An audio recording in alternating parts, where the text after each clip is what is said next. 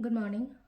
Ngasi se akoigi irai numit ko irai numit ki card ki message yenga se ko irai numit ki numbers aina haira gadi number se 71 leire aduga color sky blue gumba kai gumba do minus season abi bai ko hadi number 71 se koina khud oi gumba da kai gumba do minus e b be ai ko aduga sky blue gi dress ina thaba important oi ba layen haira gadi shigi numit se da akoina sepi ba ko adu duma leire aduga koina chak thong ba da hapa ya ba se kai no hai kan sila gi gumba kitang happy ko irai gi oina no shumaina haijai na ko si numit na si hapo si numit si hapo na ko adu friday gi oina gi gumba kai gumba kitang happy ba ko adu duma leire ko ado han da koi ki card ki message yenga se aduga timing of phaba sa pe di yenga se ko ngasi gi oina timing of phaba kai kai lege ha ba do adu duma su yemina na se ko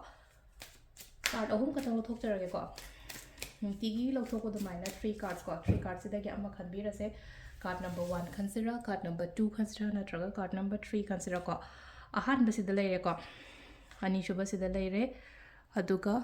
ahum suba se leire ko hadi first second and third ko ado ahan ba khan ba yenga se first card khan ba ngai yoina kari message la ke ko ngasi gi oina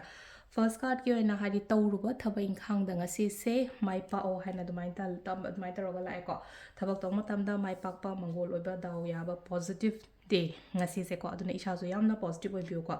ani shuba card sina mo kai no hai kan se da hope thamo life se hai tare ko ngasi gi oina hara su ko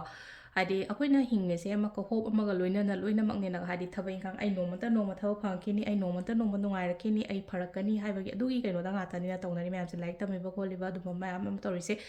no ma traga no ma di ai shima oige shima phangakani hai bagi adu gi hope to ne ba se lai se ko adu na hope thamo hai ri ba se da hope thamo shor na dum chan bi gani hai ko se number 2 khan ba yon hara ga di ko number 3 sina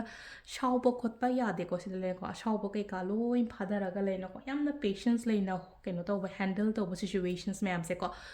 egos ke ka le ra ga di ko thado piu ko egos ka je shu ma mayam se ko duga wakhan se am calm oina ha de situation se handle to bi ba ko sisina akoi gi card ki message le ko timing so ape di se timing se ki pung manga ga minute ni fu da gi na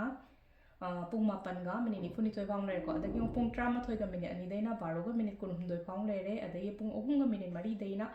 mari ga minute kun manga phang le ko dai nung da wai ramina tare ka minute ni fu mari dai na mapan ga minute kun hum doi phang le re adu ga atheng ba hing gi na